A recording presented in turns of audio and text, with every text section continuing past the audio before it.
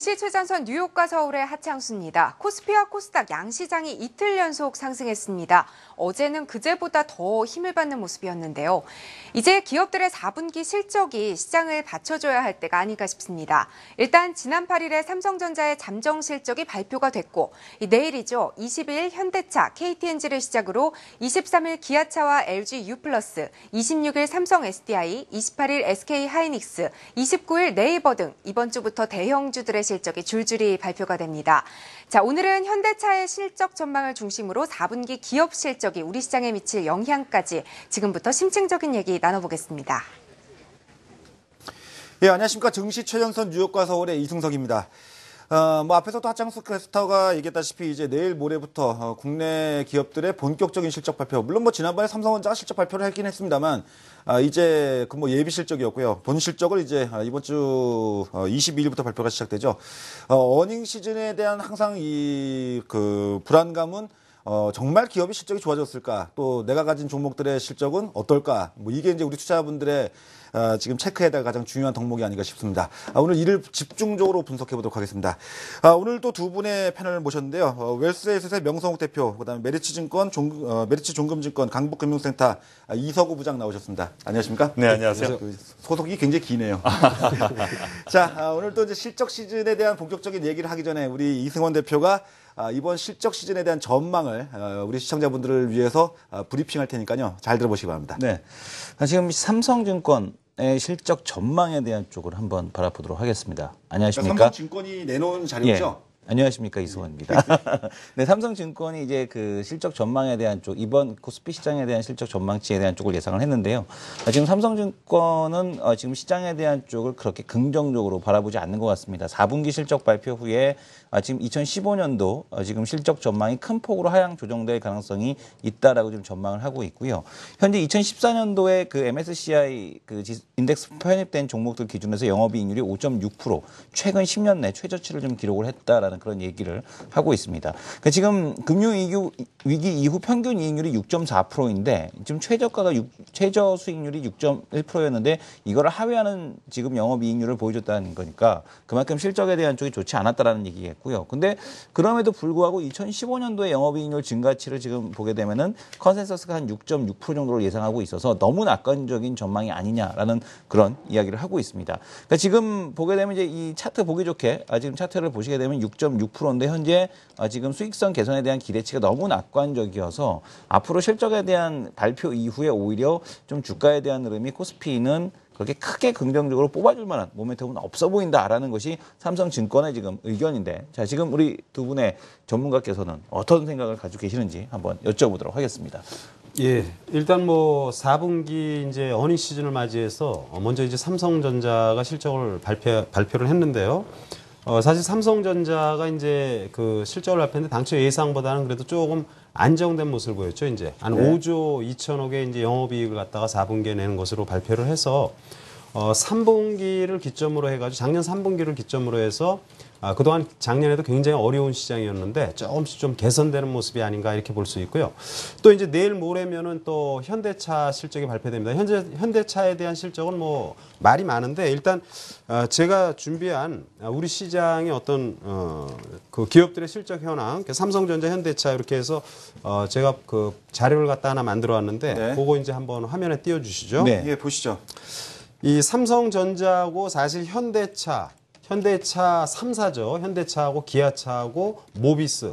이 현대차 3사하고 삼성전자의 이렇게 모습을 보면은 시가총액하고 이익 비중 이런 부분이 아직 이제 차트가 지금 제대로 안 나오고 있는데 사실 이 시가총액 비중으로 보면은 가장 피크를 쳤을 때가 4개 기업이잖아요. 그러니까 현대차 3사하고 삼성전자 이 네 개 회사의 비중이 50%가 넘어간 적이 있어요.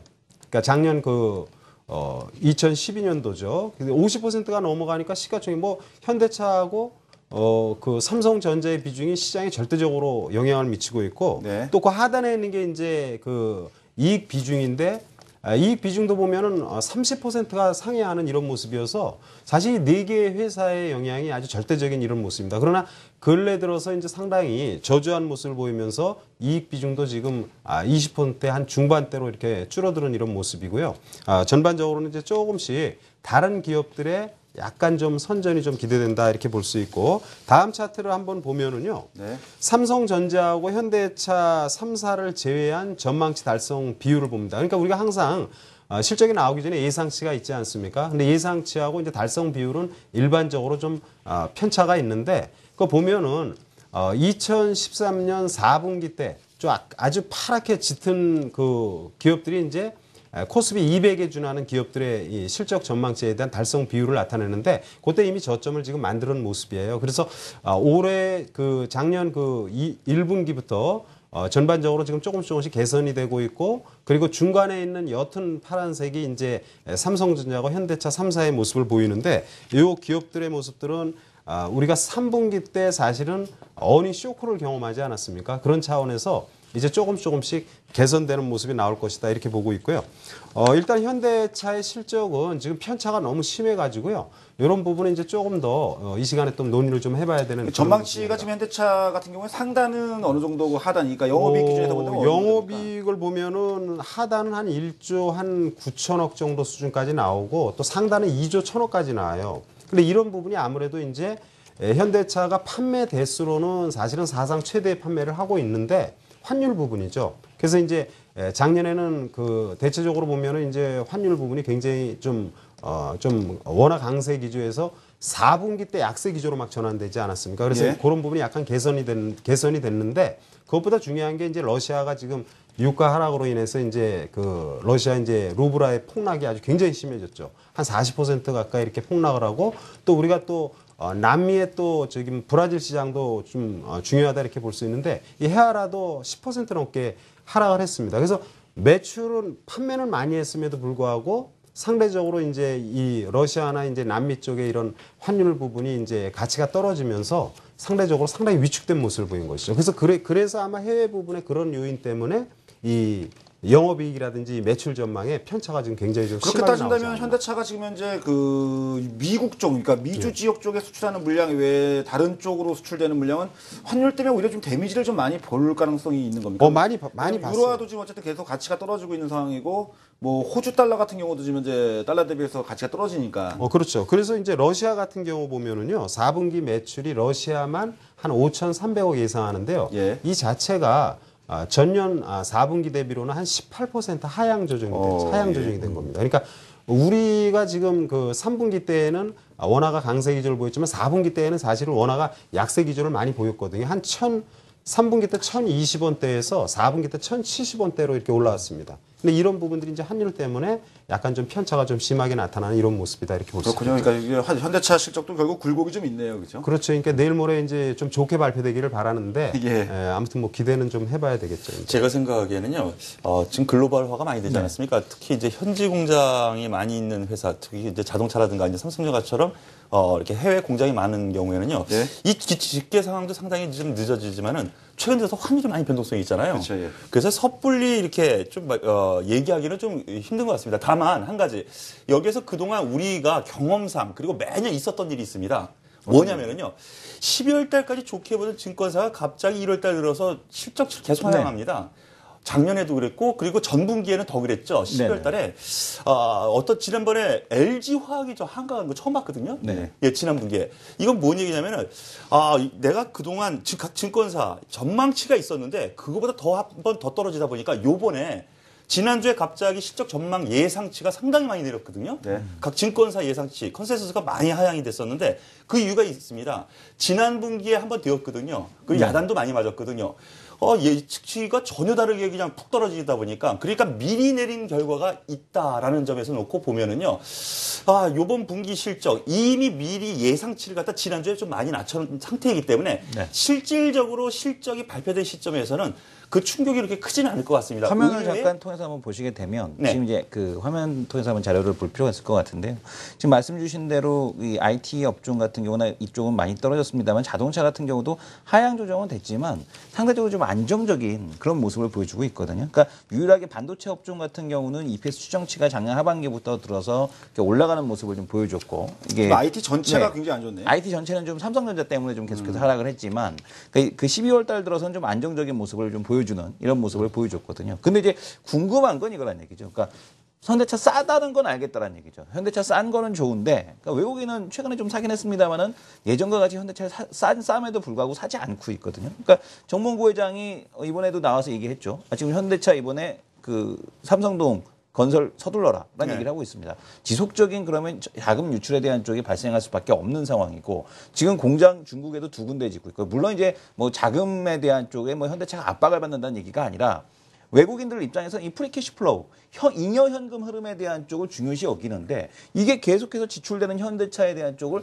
살 것이냐에 대한 쪽에서는 우리가 퀘스천을 달 수밖에 또 없지 거기다 R&D 않겠느냐. 비용도 증가하고 있죠. 예, 그렇죠. 이런 부분에 대해서 현대차가 물론 싼 건 알겠지만 과연 메리트가 있는 주식이냐에 대해서는 어떻게 생각하시는지. 그거 아주 예. 정확하게 짚으신 것 같습니다. 지금 수급상에서 외국인들의 현대차를 지금 보는 시각은요.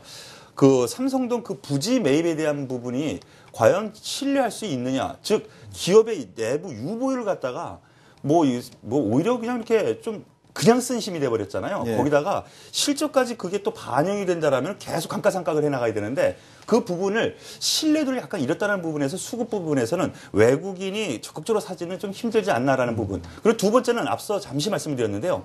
각국의 환율 변동성이 큽니다. 그리고 지금까지 현대차가 지금 금융위기 이후 세계적으로 좀 많이 확대가 되지 않았습니까? 마켓시어가. 앞으로 그런 성장성을 더 보이겠느냐 이런 부분에서 퀘스천 마크를 보다 보니까 실적의 성장은 그렇게 크지는 않을 거다. 그렇기 때문에 제가 보기엔 그렇습니다. 그렇게 큰 주가 상승도 좀 힘든 상태에서 하락도 미진하지만은 주가 수준 정도만 움직일 가능성이 좀 크지 않겠느냐 이렇게 보시는 것이 맞을 것 같습니다. 그러니까 당분간은 현대차가 실적으로 인해 가지고 반등 모멘텀을 찾기가 어렵다는 게 두 분 다 공통된 의견이신 겁니까? 아니면 뭐 좀 명성 대표는 좀 다른 의견이십니까? 물론 이제 그 전반적으로 지금 아까 말한 이제 삼성동 땅 매입 이런 것들이 이제 굉장히 안 보였지만 사실은 실제 수급상의 모습을 보면 외국인들은 근래 한 열흘 동안 굉장히 많이 사는 모습을 보이고 있어요. 그래서 우리가 어떤 그 악재가 나서 그게 틀림없이 악재죠. 원래 그 평가 대비 막 2배 가까이 막 이렇게 주고 산 거니까. 근데 그런 부분들이 이제 주가는 항상 선행해서 먼저 반영된다라는 거죠, 이제. 근데 제가 생각할 때 이제 문제면 이제 현대차 실적을 중요하게 보는 부분은 지난번 삼성전자 실적에 이어가지고 현대차 실적이 3분기가 만약에 저점이고 4분기부터 개선을 보인다면은 시장 전체의 밸류에이션적인 측면에서 놓고 본다면 긍정적 효과를 기대할 수 있는 요인이 되는 거 아닙니까? 그렇죠. 그거죠, 이제. 그러니까 3분기 때 실적이 최저점 1조 한 6천억 정도 수준으로 알고 있고요. 예. 요번에 이제 2조 전후에 이런 실적이 지금 예상이 되니까 전년 동기 대비로는 거의 뭐 비슷한 수준이 나오지 않을까 이렇게 보는 것이고 전분기 대비 3분기 대비로는 1조 한 6천억에서 한 4조 가까이 이렇게 신장이 된다라면 그것만 해도 한 25% 전분기 대비는 25%잖아요. 그러니까 삼성전자도 3분기가 저점이고 현대차도 3분기가 저점이라면 대한민국 증시 절대 비중을 차지하는 요 현대차 삼성전자의 실적의 변화를 보면서 최근에 악재들이 많이 나왔지만 이런 것들이 주가에 선 반영되고 또 수급적인 측면에서 보면 외국인이 지금 한 열흘 이상 매수해주고 계속 있고요. 사고 있는 모습이거든요. 이런 걸로 보고 또 이제 우리 기업들이 예전에는 배당 같은 거 안 했잖아요. 근데 이제 앞으로는 배당할 수밖에 없는 체제. 저금리 기조하에 우리 기업들이 근본적으로 바뀌는 게 이제 배당 성향이 많이 높아질 수밖에 없는 모습. 이런 걸 고려해 보면은 지금 주가는 상당히 좀 매력적이지 않나요? 그러면 명성욱 대표님한테 하나 더 여쭤보고 싶은 거는 배당을 지금 말씀해 주셨는데 그러니까 지금 시장에서 주가 상승을 이끌 수 있는 거 오늘도 뭐 거래소 이사장이 지금 그 기업 38개 기업들 지금 CFO들을 모아놓고 액분 유도에 대한 그 얘기를 했다라는 얘기하고 있는데 현대차 같은 경우는 뭐 K탑 30에 안 들어갈 수 없는 기업 중에 하나 아니겠습니까? 그러면 이 현대차의 액분이 된다라면 이것도 뭐 긍정적인 이벤트로 주가 상승 가능하다라고 보십니까? 그렇죠. 원래 액면 분할 자체는 원래 중소형 우량 회사들이 네네. 가격이 너무 비싸가지고 일반 투자들이 잘 참여를 안 되는지 매매가 잘 안 되는 경우에 일반적으로 액분하는 경우가 과거에 많았어요. 그게 이제 물량을 많이 들어오게. 근데 요번에는 이제 그 대한민국의 이제 고가주들 전반적으로 이렇게 액분 그런 얘기가 나오는데 이 자체는 긍정적이죠. 현대차 사실은 지금 접근하려고 해도 일반인들이 단순하게 생각할 때에는 펀더멘탈적인 측면보다는 가격적인 측면에서 많이 접근하는 부분이 있거든요. 그러니까 아무래도 이제 그런 액면 분할에 대한 이런 부분은 제가 볼 때는 좀 더 긍정적인 요인이 좀 많다 이렇게 보고 있습니다. 근데 제가 이제 하나 생각할 때는 이제 액면 분할 얘기 오늘 이슈가 나와서 저도 이제 낮에 방송을 통해서 얘기했는데 이제 애플 주가 그러니까 애플의 비율을 해가지고 액면 분할을 갖다 접근을 하는데 애플이 액면 분할해가 주가가 올라간 건 맞거든요. 근데 애플이 가치가 액면 좋았으니까. 분할 때문에 올라간 건 아니잖아요. 그렇죠. 오히려 배당을 늘리고 실적이 좋아졌으니까 올라간 거지. 결국 주주 환원 이익 환원 정책이 수반된 액면 분할이었으니까 주가에 긍정적인 역할을 줬지 무조건적으로 액면 분할한다. 이것 때문에 주가 올라가는 건 반짝 이벤트성 반등이 왜 큰 상승을 기대하기는 어려운 거 아닙니까? 원래 액면 분할의 근본적인 그 이면을 보면은 아까 말한 것처럼 고가주인 중소형주가 유통 물량이 적을 때 유동성 공급 대주들이 유동성을 공급한다는 명목으로 했지만 실제로는 그게 암만 고가주여도 유동성이 떨어지기 때문에 이익 실현이 굉장히 어려웠었거든요. 예. 그래서 그런 부분이 원래는 있는데 근데 이제 지금 대한민국 증시는 이제 완전히 깨질 만큼 깨지지 않습니다. 코피 터질 만큼 터졌으니까 이 정도면은 그래도 우리가 기업의 펀더멘탈적인 측면에서 봤을 때에는 이 정도면 좀 우리가 선택해도 좀 되지 않을까. 그러니까 제가 예. 여기서 정리를 좀 하나 일단 네네. 먼저 하나 좀 하죠. 뭐냐면 우선 현대차 실적과 관련돼 가지고서는 이제 현대차 개별 기업의 주가 상승에는 큰 모멘텀이 되기는 약하지만 시장 전체의 밸류에이션을 상향시키는 데는 좀 도움이 될 것이다. 이렇게 그렇죠. 제가 좀 요약해도 되겠죠. 그러면 중요한 거는 이제 만약에 그러면 이제 그 충분히 그럼 뭐 현대차에 대한 쪽에 그렇게 크게 메리트가 없다라고 한다라면은 현대차 현금으로 유출했을 때 수혜를 볼 수 있는 기업들, 뭐 현대위아라든가 최근에 낙폭을 보여주던 글로비스라든가 이런 거에 대한 메리트는 또 어떻게 생각하시는지. 그리고 또 궁금한 건 또 뭐 하냐면은 지금 최근에 정몽구 회장이 나와서 이 커멘터리 한 게 중에 하나가 연비를 무조건 개선시켜라라는 그런 얘기를 했거든요. 그러면 이 연비 관련 자동차 부품주 중에서 이 연비 관련된 쪽들 지금 이승석 대표님께서도 얘기해 주시지 않으셨습니까? R&D 비용이 증가하고 있다. 이게 그렇다면 이 연비 개선 관련주들에 대한 흐름들 이거를 현대차에 대한 대안주를 볼 수 있을지 이게 궁금합니다. 이서구 부장님은 어떻게 생각하시죠? 글쎄요, 그거는 이제 대기업에서 방향을 정한다면, 네네. 정부에서 방향을 정한다면, 이 측면으로 좀 모멘텀 측면으로 좀 보셔야 될 것 같거든요. 네. 결국에는 그렇습니다. 뭐 좀 더 한 말씀 드린다면은 저는 자동차, 현대차 비롯해서 이렇게 자동차 환율 급등 급락 이 부분이 안정화가 될 때까지는 실적 예측을 갖다가 확실하게 할 수가 없거든요. 그렇다면은 큰 자금이 불확실한 이런 부분에서 들어오지 않는다는 점에서 어느 정도 좀 제한적인 흐름이 좀 나올 가능성이 있어 보이고요. 그런 반면에 앞서 말씀드린 것처럼 현대차의 지휘부에서 좀 어느 정도 방향을 정해서 경량화라든가 아니면 그 이외 쪽으로 간다면 그거는 단기 모멘텀성으로 좀 방향은 잡을 수 있겠다 이 정도로 요약을 하겠습니다. 예, 그리고 이제 현대차 얘기는 여기서 좀 마무리 짓고요. 이제 어쨌든 뭐 현대차만 실적 발표하는 게 아니라 국내 대기업들이 이번 주부터 시작해서 특히 다음 주에 이제 실적이 집중되겠는데요.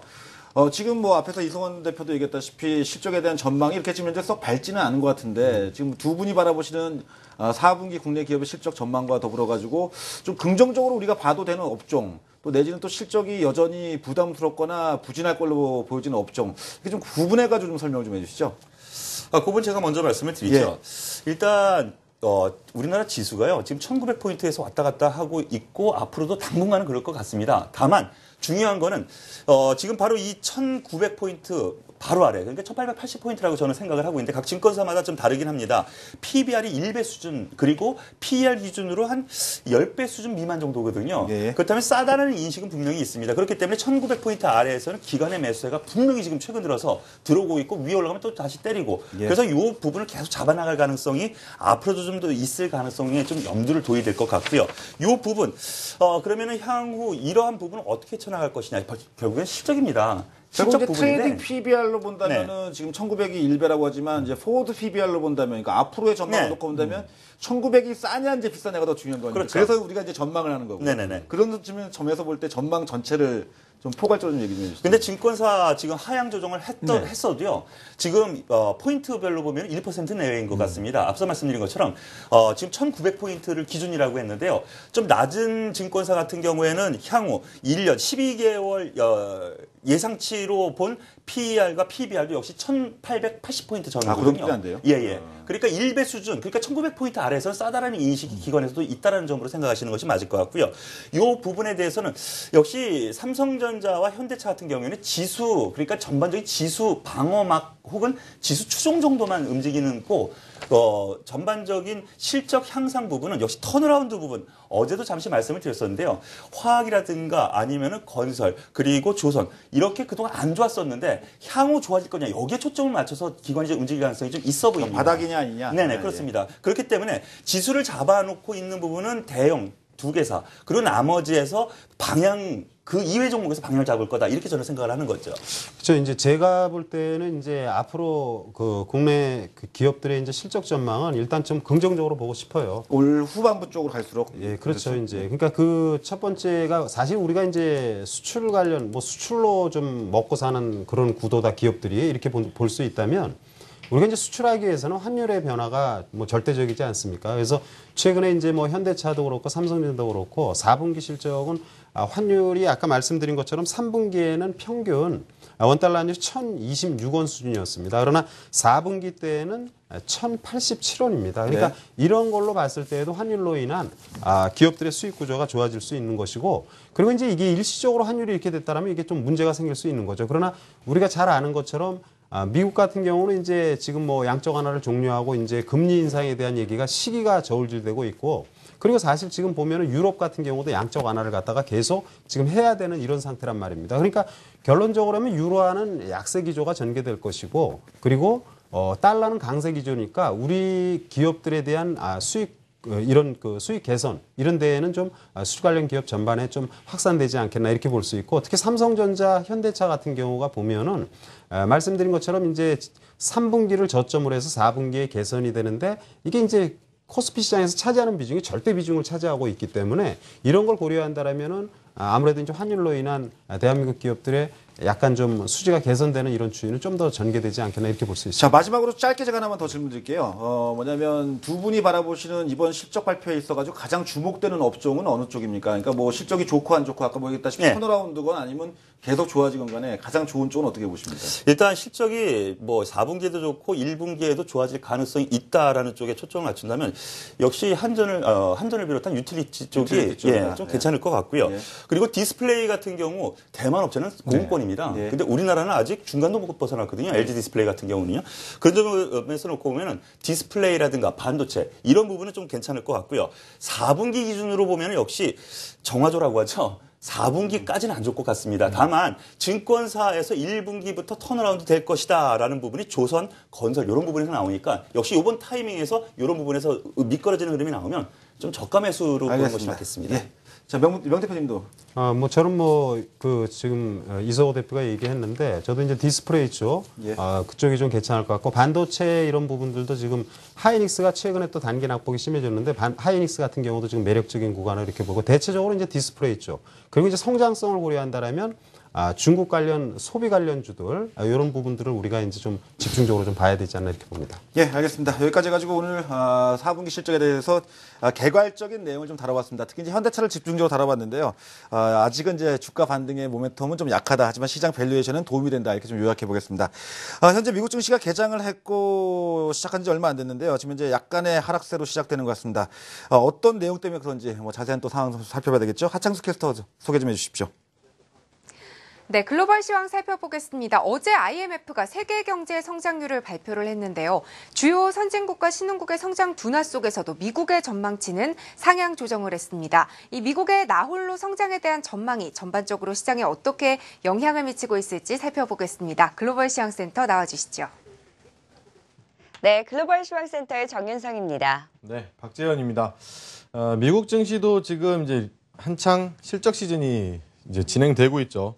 이번에 실적 시즌에 나온 것 중에 모건 스탠리가 실적이 좀 실망스러우면서 1%대 하락을 지금 현재 나타내고 있고요. 존슨앤존슨도 오프닝 벨 올리기 전에 한 1% 하락으로 출발을 하더니 이제 한 2.96, 한 3%대 가까이 하락을 하고 있습니다. 오늘은 뭐 넷플릭스, IBM 등의 실적도 나오는데 이따가 한번 같이 살펴보시겠습니다. 미국 증시 어떻게 흘러가는지 함께 보시겠습니다. 다우존스 하락 반전입니다. 0.31% 하락하면서 17,455.54포인트 지나가고 있습니다. 다음 나스닥입니다. 나스닥 지수는 한 0%의 보합 수준에서 움직이고 있네요. 4,633.90포인트 수준입니다. S&P 500 지수도 보겠습니다. S&P 500 지수도 0.16% 약보합 정도로 밀리면서 2016.31포인트를 지나가고 있습니다. 네, 유럽 증시도 살펴보도록 하겠습니다. 22 추가 양적 완화 기대감이 계속해서 시장에 끌어올리고 있는 모습입니다. 영국 FTSE 지수 0.41% 강세입니다. 6,612.58포인트 선 지나고 있습니다. 프랑스 카크 지수는 1.13% 강세입니다. 4,484.62포인트 선을 지나고 있고요. 독일 닥스 지수는 0.01% 강세를 보이고 있습니다. 1243.95포인트 선을 지나고 있습니다. 이상 글로벌 시황센터에서 전해드렸습니다. 네, 뉴욕 증시가 보합권 그리고 유럽 증시가 상승세를 보여주고 있는데요. 자, 지금까지 좀 하락세가 진정되는 듯했던 국제 유가가 다시 하락 전환을 했습니다. 이어서 환율과 선물 동향 알아보도록 하겠습니다. 유한타증권 국제부 김강남 연구원 연결합니다. 안녕하십니까? 네, 안녕하세요. 네, 먼저 오늘 시장에서 어떤 것들 현재 주목하고 계십니까? 네, 먼저 금일은 독일의 12월 생산자 물가지수 발표가 있었는데요. 전월보다 0.7% 하락한 것으로 발표가 나왔습니다. 반면 독일의 1월 소비자 신뢰지수 그리고 투자자 신뢰지수는 양적 완화 기대감으로 예상을 상회했다는 발표였습니다. 이에 시장은 그동안 강경하게 반대 입장을 보여오던 독일이 국채 매입 기대감으로 이미 수혜를 잇고 있으며 반대한 명분이 줄어들어서 22의 양적 완화 가능성이 더욱 크게 보이고 있습니다. 그리고 세계은행에 이어 IMF도 금일 세계 경제 전망치를 대폭 하향 조정했다는 소식이 있었습니다. 미국을 제외한 세계 경제 둔화가 예상보다 심각해 올해 경제 전망을 3.8%에서 3.5%로 하향 조정한다는 발표가 나왔습니다. 특히 신흥개발도상국들의 하향 폭이 더욱 크게 나타났는데요. 국제유가 불확실성과 미국의 금리 인상으로 인한 금융시장 불안 등을 주요 위험 요인으로 꼽고 있습니다. 네, 그렇군요. 이어서 선물과 환율 시장 동향도 살펴보겠습니다. 현재 상황 어떻습니까? 네, 먼저 환율은 금일 통화시장에서는 예나 약세가 두드러지게 나타났습니다. 수요일 일본 중앙은행이 통화정책회의 결과 발표를 앞두고 있는데요. 추가 부양 신호를 보일 것으로 시장이 기대하고 있어서 예나는 약세를 보이고 있습니다. 일본 중앙은행은 2013년과 14년 두 차례에 걸쳐서 양적 완화를 단행했었는데요. 그럼에도 불구하고 소비자 물가지수 예상치를 하향 조정할 것으로 예상됨에 따라서 추가 부양 가능성이 점쳐지고 있습니다. 다만 작년 10월에 내놓은 완화 정책에 대한 결과를 조금은 더 기다려볼 필요가 있어서 당장은 또 부양에 나서긴 힘들겠지만 시장의 긍정적인 신호를 전달할 것으로 기대하고 있습니다. 금일 달러 대비 엔화는 전일 대비 0.8% 상승한 118.50엔에 호가되고 있습니다. 금일 상품 시장에서 주요 품목은 역시 원유였습니다. IMF의 세계 경제 전망치 하향 소식이 나온 가운데 나이지리아에서 원유 관련 소식까지 더해졌습니다. 나이지리아는 아프리카 제1의 산유국이자 글로벌 원유 시장 점유율 약 3%를 차지하고 있는데요. 재정 수입의 약 75%가 원유 수출로 메워지고 있어서 최근 원유 급락으로 인한 재정에 타격을 받았습니다. 이에 예산 재검토가 필요한 상황임에도 불구하고 유가가 아직은 바닥을 확인했다고 볼 수 없어서 예산 재검토를 연기한다는 소식이 나왔습니다. 즉 다시 말해서 최근 대두되고 있는 유가 바닥론과는 상반되는 입장이어서 국제 유가는 또다시 약세를 보이고 있습니다. WTI는 현재 전일 대비 4.7% 하락한 46.80달러에 호가되고 있습니다. 네, 말씀 잘 들었습니다. 고맙습니다. 네, 감사합니다. 지금까지 김강남 연구원과 함께했고요. 스튜디오에서 얘기 이어가 보겠습니다. 이승원 대표께서는 현재 시장 어떻게 보고 계십니까? 네, 먼저 이제 IMF 성장률 전망치를 먼저 좀 봐야 될 것 같습니다. 잠깐 오늘 발표된 IMF 성장률 전망치에 대한 쪽을 볼 텐데요. 전 세계 성장률 전망치에 대한 쪽이 0.3% 감소가 되는 그런 전망치에 대한 쪽을 내보내줬고요. 그리고 지금 그 중에서도 이 선진 시장 같은 경우는 지금 이 선진 시장 같은 경우는 여전히 좀 양호한 형태에 대한 모습을 보여주고 있습니다. 이 선진 시장에 대한 전망치에 대한 쪽에서 미국 시장에 대한 흐름에 대한 쪽이 지금 대부분 지금 그 성장에 대한 쪽을 이끈다라고 보셔야 될 것 같고, 오히려 지금 그 신규 신흥 시장 같은 경우는 지금 보시게 되면은 오히려 마이너스 0.6% 정도 성장률 전망치에 대한 쪽을 감소시키는 그런 모습을 보여주고 있습니다. 그래서 지금 신흥 시장에 대한 쪽이 자금이 쏠릴 기대감에 대한 쪽을 조금은 그 낮춰지게 하는 그런 흐름이 전개되고 있구나라고 보셔야 될 것 같고, 이런 성장률 전망치 하향 조정에 대한 근거를 보게 되면 유가에 대한 하락입니다. 수요에 대한 감소인데 여전히 공급 사이드 쪽에서 그 이라크 유전에 대한 그 생산량에 대한 쪽이 사상 최고치를 넘겼다는 얘기에 이어서 지금 이란 같은 경우도 지금 25불이 가더라도 오펙은 감산이 없다라는 얘기를 다시 한번 강조를 했습니다. 이란 핵협상에서 1차 핵협상에서는 추가적인 증산에 대한 그 이란에 대한 원유 수출에 대한 얘기가 없었습니다만 2차 핵협상에 대한 쪽에서 만약에 이란에 대한 수출이 재개된다면 유가에 대한 쪽은 언제든지 또 추가 하락할 수 있는 그런 가능성에 대한 쪽이 열려 있다라고 보셔야 될 것 같고요. 나이지리아에 대한 그 새로운 유전 발견, 그리고 또 이라크에서도 올해 3분기 넘어서 하반기에 추가적으로 지금 증산에 대한 쪽이 가능하다는 얘기가 있어서 유가에 대한 쪽은 오늘도 4% 넘게 빠지고 있고요. 천연가스는 7% 넘게 하락을 진행 중에 있습니다. 예, 오늘 미국 증시가 개장 전 선물 지수 동향은 유럽 쪽의 그 호재 영향, 오늘 독일 경제 지표가 상당히 좋았습니다. 뭐 독일은 이제 경기 전망 지수가 증시에 상당히 큰 영향을 주는데 유로존 경기 전망 지수, 그다음에 독일 전망 지수가 다 좋게 뭐 서프라이즈 수준까지 발표가 돼서 이제 좋았습니다. 여기다 이제 QE에 대한 기대감 때문에 유럽 증시 쪽은 뭐 지금 현재 3일 연속적으로 급반등 랠리가 계속 이어지고 있는데 독일 증시는 사상 최고치 지수를 경신하다 오늘 좀 약간 약해지고 있고요. 근데 미국 증시가 개장 초에 지금 이제 약간의 하락 정도, 뭐 큰 하락은 아닙니다만 약간 하락하는 이유는 뭐 앞에서도 이승원 대표가 얘기했다시피 유가 쪽에서 지금 현재 노이즈가 발생되고 있죠. 오늘 이라크가 그 다시 그 사상 최대 산유량을 갖다 기록하고 있다라고 이렇게 이제 뉴스가 나와 있습니다. 그래서 역시 이제 산유국들이 최근에 유가 하락으로 인해서 재정 상황이 안 좋아지니까 유류 생산을 늘리고 있다는 게 지금 드러나고 있고 이로 인해 가지고 지금 현재 서부 텍사스산 중진류 원유 선물 가격 동향은 4% 정도 내외의 약세를 보이고 있습니다. 여기에 한 가지 정도 더 오늘 미국 증시의 약세 원인은 모건 스탠리가 이제 그 분기 실적 발표를 했는데요. 물론 뭐 작년 동기 대비해서 상당히 좋은 실적이었습니다만 시장이 예상치보단 좀 밑돌아가지고 오늘 주가가 한 2% 정도 내외의 약세를 보이면서 이게 대형주 쪽에 좀 잠깐 좀 약간의 뭐 주가 그 부담 요인으로 작용되는 게 현재 특징이라면 특징이겠습니다. 전체적인 미국 쪽의 업종별 섹터 동향을 본다면 역시 오늘 유가 때문에 지금 화면 보시게 되면 이제 에너지 관련 서비스 업종이 한 2% 정도의 약세를 보이고 있고 기타 화학 쪽 지금 화면에 한쪽만 나가고 있는데요. 지금 현재 화학 쪽이라든지 이 유가 관련주들 쪽의 주가 움직임이 상대적으로 부진하면서 미국 증시의 약세의 원인이 되고 있습니다만 전체적인 부분은 아니겠고요. 그다음에 오히려 애플 같은 경우는 주가가 강세를 보이면서 나스닥 쪽하고 S&P 지수는 상대적으로 견조하게 움직여주고 있습니다.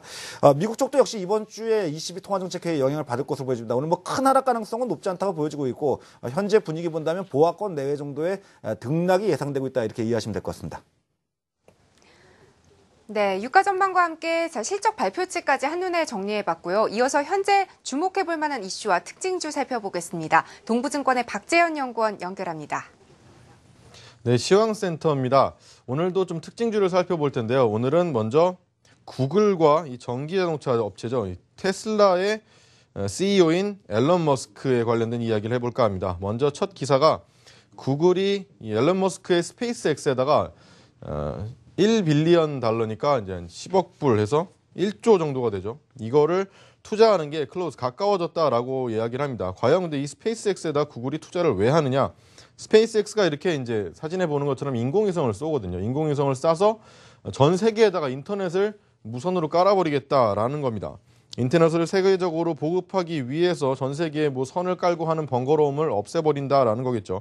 그래서 요즘 뭐 드론 같은 사업도 이야기 많이 나오고 있는데 이것도 만약 이게 가시화된다면 그 사업도 함께 가시화될 수가 있다라는 것이죠.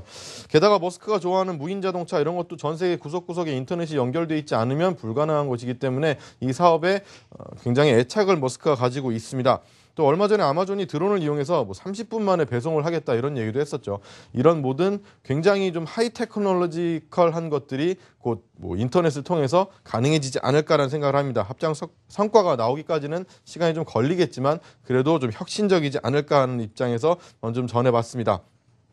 다음 트위터 관련 얘기입니다. 트위터가 인도의 모바일 마케팅 스타트업 업체인 짚다이어를 샀습니다. 여기는 얼마에 샀느냐면 30밀리언에서 한 40밀리언, 3천만 달러에서 한 4천만 달러를 주고 이 업체를 샀는데요. 이 스타트업 업체가 원래 뭐를 하는 거냐면 광고주마다 짚코드를 다 부여를 하고 여기다가 이제 소비자가 전화를 합니다. 전화를 해서 그냥 바로 끊어버리면 부재중이 찍히겠죠. 그 부재중에다가 바로 이 광고주들이 자기의 정보, 자기 사업에 관련된 정보를 바로 전해주는 겁니다.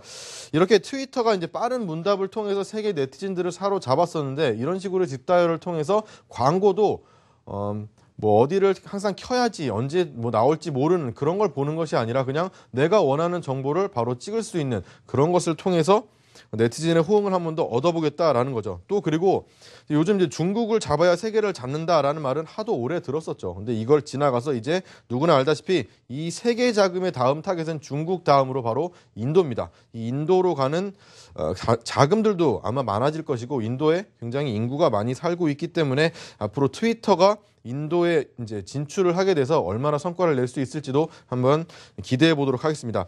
오늘은 이제 IBM과 넷플릭스의 실적 발표가 있는데요. IBM이 오늘 실적 발표를 하고 넷플릭스도 하는데 둘 다 3쿼터에 3분기에 죽을 썼었죠. 근데 이번에 어떻게 될 것이냐라고 물어봤더니 이번에도 사실 별로 그렇게 좋지 않다고 합니다. 그래서 지금 현재 IBM의 주가는 1.38% 정도 밀리고 있고요. 4Q에도 YOY로 한 10.5%나 실적을 까먹을 것 같다라고 합니다. 시장에서는 많이 주목을 하고 있는 게 이 소프트웨어 디비전에서 워낙 돈을 많이 까먹고 있기 때문에 다른 업체들에게도 좀 거울이 될 수 있는 그런 업체고 또 대표적인 업체이기 때문에 더 많이 관심이 갑니다.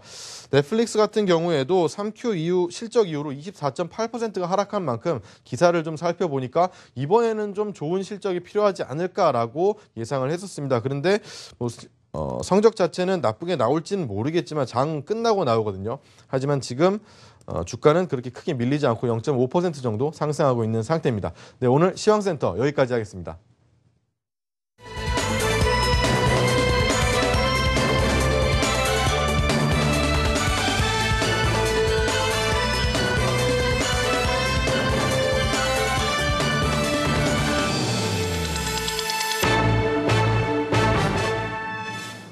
예, 이슈 살펴봤고 또 해외 증시 쪽 동향도 살펴봤습니다. 미국 증시 쪽이 약간 밀리고는 있습니다만 그래도 나름 큰 하락은 아니고요. 견조한 움직임을 보이는 것 같습니다. 자, 이제 오늘 시장 우리 이제 대응 전략 짜야 됩니다. 어떻게 또 시장이 흘러갈지. 오늘 시장 보면은 그래도 종합주가지수도 올라와주고 있고 오전장까지 부진했던 코스닥도 오후에는 좀 뒷심을 발휘하면서 직전 고점 수준이었던 580포인트를 넘어섰는데요. 어느 쪽으로 또 우리가 좀 관심을 더 크게 가져야 될지 또 주식을 여기서도 좀 사도 되는지 또 자세히 또 물어보도록 하겠습니다. 시작해 주시죠. 네. 저는 역시 지수는 앞서 말씀드린 것처럼요. 위로는 좀 한계가 있으면서 역시 실적 앞서 보면은 종목별 장세라고 봐야죠. 예, 종목, 기관에서 나오는 어떤 말이 나오느냐, 이거에 따라서 등락도 많이 엇갈릴 가능성. 그렇다고 보면 역시 아직까지는 코스닥이나 중소형주 쪽에 초점을 좀 맞추는 것이 맞지 않을까. 요즘에 ETF를 관심 있어 하고 매매하시는 우리 시청자분들도 많습니다. 그러니까 네. 지수도 중요한 겁니다. 그렇지 않을까요? 네네. 지수는 여전히 근데 저는, 코스피 기준으로 보면은, 1940포인트에서 1880, 여기에서 등락이 아직까지는 1월달 내내 좀 있을 가능성이 있으니까요. 다만, 여기에서 투자 전략적으로 말씀을 드린다면 네. 역시 좀 조정 시에는 향후 좋아질 종목, 앞서 우리가 되게 지금 안 좋게 보는 정화조 쪽에서 좀 실적으로 인해서 실적 그 문제로 인해서 약간 조정이 나온다면 이쪽에서 조금씩 담아가는 그런 전략이 좀 필요할 것 같고요. 다만 저 같은 경우에는 여전히 종목별에서 중소형주 쪽에서 아직까지는 좀 관심을 기울여야 되지 않을까라는 판단입니다. 그래서 그동안 좀 그런 종목을 많이 소개시켜 드렸는데요. 그러다 보니까 종목별 장세 흐름이 나오니까 거래량이 좀 많아지겠죠. 네. 그렇다면 증권주 쪽에서 약간의 좀 희소식이 나타날 것 같습니다. 코스닥 쪽은 좀 어떨 것 같습니까? 코스닥은 지난번에 제가 800포인트도 가능하지 않겠습니까? 라고 질문해서 그럴 가능성도 있어 보입니다 했는데요. 코스닥은 여전히 좀 상방향을 계속 뚫고 갈 가능성이 좀 있어 보입니다. 800포인트까지 시간이 한참 걸리겠지만은요. 방향은 코스닥 쪽으로 잡는 것이 맞는 것 같습니다. 그 대표적인 종목들이 역시 정부 정책 모멘텀이 아직도 살아있다는 점에서 놓고 보면은요. 아직까지는 좀 그쪽으로 방향을 기울이는 것이 맞을 것 같습니다. 제가 볼 때는 물론 이제 코스닥의 중소형주 또 성장성 있는 이런 기업들 많이 있기 때문에 중소형주들은 계속 또 긍정적인 모습이 예상이 돼요. 그러나 이제 항상 주가라는 것이 많이 오르면 완급 조절이 나오기 때문에 그 타이밍은 우리 이제 시청하시는 분들이 잘 잡으셔야 되겠다 말씀을 드리고요. 거래소 시장이 상대적으로 너무 많이 위축이 됐죠. 그러나 이제 거래소 시장의 모습도 보면은 조금씩 안정이 됩니다. 그리고 4, 4분기 어닝 시즌에 이제 실적 발표가 이렇게 하나씩 전개되면서 삼성전자 발표됐고 현대차 조금 더 긍정적으로 나올 것으로 이렇게 예상이 되고 따라서 거래소 시장의 종목군을 갖고 있으면서 굉장히 힘들어 하시는 분들이 많이 계실 텐데 그동안에 이제 많이 손실이 나서 갖고 있는 부분도 있을 것이지만 이제는 조금 여유 있게 보면은요. 단계 급등의 모습이 전개되지 않아도 거래소 시장도 이제 점진적 안정세가 전개될 것으로 저는 이렇게 보고 있습니다. 자, 이게 한 가지 제가 좀 그 걱정 때문에 질문 좀 드려야 될 것 같은데 또 유가가 좀 하락하고 있습니다. 요즘 반등했던 유류 관련주도 좀 그래도 좀 강하게 올라왔지 않습니까? 이렇게 되면 제일 또 좀 약해지는 거 아닌가요? 시청자분들도 걱정하시는 분들 계실 텐데. 네, 어제 나와서 그거에 대해서 좀 많이 말씀을 나눴었죠. 피크는 지난 것 같습니다. 전 저점을 근접을 한다 하더라도요. 유가가요? 유가 같은 경우에 근접을 한다 하더라도 어제 말씀 말씀드렸던 것처럼 미국 쪽에서 헤지펀드에서 숏 물량을 청산하는 흐름이 지난주에 좀 많이 들어오면서 계속 5% 4%의 급등락이 많이 떨어진 이후에 나오는 변동성이라는 거 놓고 보면은요. 역시 여기에서 하락은 좀 더 제한적인 흐름. 그렇다면은 역시 우리나라에서도 관련 주가, 뭐 정화조라고 이제 대부분 칭하고 특히 이제 정유주 같은 경우 이미 바닥은 쳤다라는 그런 기관의 인식에 의해서 매수가 많이 들어오는 흐름에서 놓고 보면은요. 하락은 제한적이라고 봅니다. 그렇기 때문에 여기서 매도보다는 오히려 보유 혹은 좀 밀리면은 사도 되지 않을까라는 관점. 저는 그렇게 유지를 하겠습니다. 알겠습니다. 그럼 이제 코스닥 시장에서 하나 궁금한 게 뭐냐면 이틀 정도 외국인 매도가 나왔었거든요. 근데 오늘 장 초반까지만 해도 매도가 나오다가 오후장 들어서 매수로 바뀌는 모습을 기관도 매도가 보여줬습니다. 줄었죠. 기관도 매도가 줄어서 장 막판에 마지막에 봤더니 지금 오히려 매수로 바뀌는 이런 모습을 보여줬는데 연기금이 또 오늘 특히 오늘 매수를 많이 했거든요. 이런 모습을 보면은 580선에 대한 그 지금 전고점에 대한 저항 좀 더 기간 조정이 이어질지 아니면 뭐 이거 조정에 대한 쪽을 한 최근 2, 3일간의 흐름으로 마무리됐다라고 봐야 되는 건지 이 부분에 대해서는 좀 어떻게 생각하십니까? 글쎄, 제가 봤을 때는 뭐, 2주 전에도 이제 말씀을 드렸는데, 1월하고 2월 달 연초가 최근 6년 동안 보면은 코스닥이 거래소보다 상대적으로 센 모습이었고요. 지금까지도 그런 모습인데, 현재 지금 보면은 성장성이 있는, 뭐, 우리가 이제 소위 말해서 이제 최근에 뭐, 핀테크인가요? 뭐, 이래가지고, 이 지금 뭐, 그 금융하고 이제 기술하고 이렇게 접목된 이런 부분, 이게 사실 보면 KG 이니시스니 뭐 이런 것도 굉장히 하늘 높은 줄 모르고 올라가는데, 아직도 과열된 모습이 그렇게 보이지 않아요. 그래서 코스닥이 생각보다는 굉장히 좀 탄력적인 모습이 나오지 않겠나 이렇게 생각을 하고 있습니다. 제가 이승원 대표한테도 좀 여쭙겠습니다. 코스닥 쪽을 사겠습니까? 거래소 사겠습니까? 저는 여전히 뭐 코스닥 쪽이 좀 더 유리하지 않을까 그렇게 왜 보고 그렇습니까? 있습니다. 왜냐하면 첫 번째는 일단 밸류에이션에 대한 플레이인데요. 그러니까 이 코스닥 밸류에이션 쪽을 그러니까 지금 보게 되면 밸류에이션 플레이를 하기에는 금리가 일단 계속해서 유동성에 대한 쪽이 공급이 되고 있다라는 거겠고 유동성이 공급이 되게 되면은 금리가 낮아지는 효과에 대한 쪽이 지속이 되면서 당분간 성장에 대한 쪽이 계속해서 이 성장 쪽에 대한 흐름이 찾는 그런 흐름이 나타나지 않겠느냐라고 보고 있습니다. 그래서 최근에 보면 중국 소비 관련주에 대한 쪽들 고점 다 복원됐거든요. 그러니까 아모레퍼시픽, 소형주에서 토비스 이런 쪽들이 지금 신고가 경신을 눈앞에 두고 있다는 거 봐서는 그 밑에 있는 기업들, 뭐 MPK, 뭐 삼이각기 이런 것까지 다 이렇게 밀어붙이는 거 흐름들이 나타나고 있는 그런 모습이라서 시장에서는 아무래도 이런 솔직히 코스닥 거래소가 아니라 다시 실적으로 보여줬던 그러니까 기대감이 있었던 종목들에 대한 흐름을 다시 밀어붙이지 않겠느냐. 저는 이렇게 보고 있습니다. 거기에 대해서 잠시 말씀을 드리면요. 기관의 추정치 아까 거래소 기준으로 말씀을 드렸었는데요. 저 코스닥 같은 경우에는 역시 기관 추정치가 상향되고 있거든요. 코스닥 같은 경우. 그런 점에서 놓고 보면은 과열, 이 밸류에이션 고평가 문제 이 부분은 좀 더 밀어놔도 되지 않을까라는 부분 말씀을 드리고 싶습니다. 예, 뭐 이번 주의 전반적인 시장, 그러니까 일단 오늘까지는 양시장이 좀 같이 부양 효과가 나왔다면은 여전히 아직은 뭐 중소형주 쪽이 상대적으로 유리하다 이렇게 얘기해 주시는 것 같습니다. 이승원 대표한테 좀 섭섭합니다. 지난번부터 저한테도 좀 질문 좀 해달라니까 안 해주시네요. 질문을 하려고 했는데.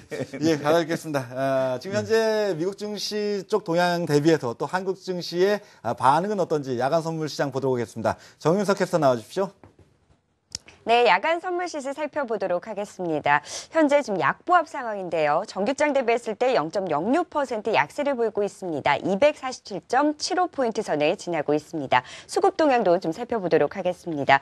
오늘 거래가 좀 미미한데요. 외국인이 25계약 매수 우위를 보이고 있는 상황이고요. 기관이 41계약 매수 우위를 보이고 있습니다. 개인만이 팔고 있습니다. 85계약 매도 우위를 보이고 있는 상황입니다. 이상 야간 선물 시세 살펴봤습니다. 예, 뭐 미국 증시 대비해서는 오늘 상대적으로 견조하게 진행이 되고 있네요. 그래도 좀 마음이 놓입니다. 자, 이제 전략도 살펴봤습니다. 이제 마지막 남은 코너죠. 이 두 분의 또 종목 기대가 됩니다. 워낙 요즘 뭐 종목 성적들이 좋다 보니까 오늘 또 어떤 종목 가져 나왔을지 기대가 아주 좀 충만해 있습니다. 좋은 것 좀 보여주십시오. KG 이니시스 대단합니다. 네. 예, 오늘도 어제 말씀을 드렸던 KG 이니시스 오늘도 급등하면서 좀 올라갔는데요. 뭐 전략은 중소형주 쪽에서 보자 말씀드렸는데 오늘 종목은 거래소 쪽에서 좀 찾아봤습니다. 그 이유는요. 역시 코스닥이 활성화되면 거래량이 많이 늘죠. 그러면은 증권주 흐름이 좀 상대적으로 강화될 가능성 그리고 1900포인트가 강하게 지지되고 있다는 점에서 놓고 보면은요. 향후 기대감이 있다라는 것이죠. 그런 점에서 놓고 보면은 증권주 오늘 한번 말씀을 드리고 싶습니다. 우리투자증권이 NH투자증권으로 오늘부터 상명이 바뀌었습니다. 이제 바뀌었습니다. 네, 오늘부터 바뀌었습니다. 그렇기 때문에 NH투자증권으로 말씀을 드릴 텐데요. 잠시 차트로 한마디로 요약을 말씀을 드리죠. 자, 차트 흐름을 잠깐 보시겠습니다. 네, 전반적으로 놓고 보면은요, 지금 보시는 것이 수급 흐름인데요. 외국인이 계속 사다가 최근에 기관이 계속 사들입니다. 그런데 여기에서 특징적인 흐름이 있죠. 어떤 흐름이냐? 이 완만한 구간에서 하향되다가 역 헤드 앤 숄더 흐름이 나온다는 것이죠. 이 기간에서 매집을 외국인 기관이 했다는 점에서 놓고 보면은 가장 강력한 부분이 11,000원인데요. 그 부분의 매물 소화가 지금 거의 됐다는 것이죠. 그런 점에서 놓고 보면은 이 종목 좀 당분간 일주 동안은 관심을 기울여도 되겠다. 이렇게 말씀을 드리겠습니다. 뭐 2주 동안 거의 홈런을 친 우리 이서구 부장의 오늘 종목은 우리투자증권이군요. 네.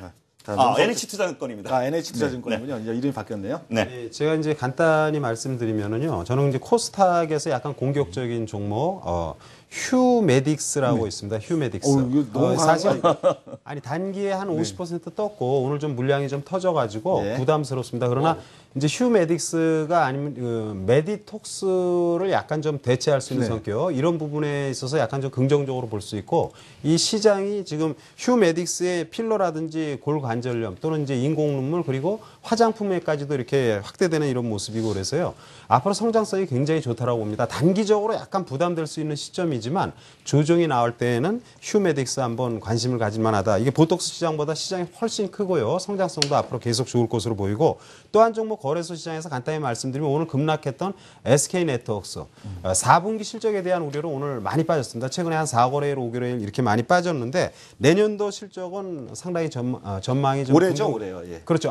올해에는 실적이 굉장히 긍정적으로 보고 있고요.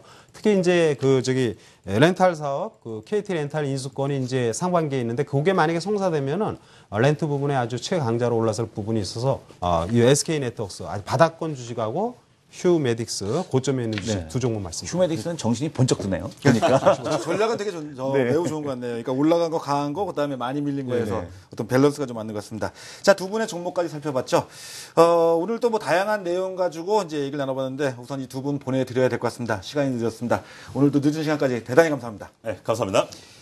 자, 뭐 늘 말씀드렸다시피 뭐 시간이 아쉬울 뿐이고 또 할 얘기는 많습니다. 오늘 못한 얘기는 내일 또 풍성하게 준비해서 뵙도록 하겠습니다. 늦은 밤까지 시청해주신 여러분 감사합니다.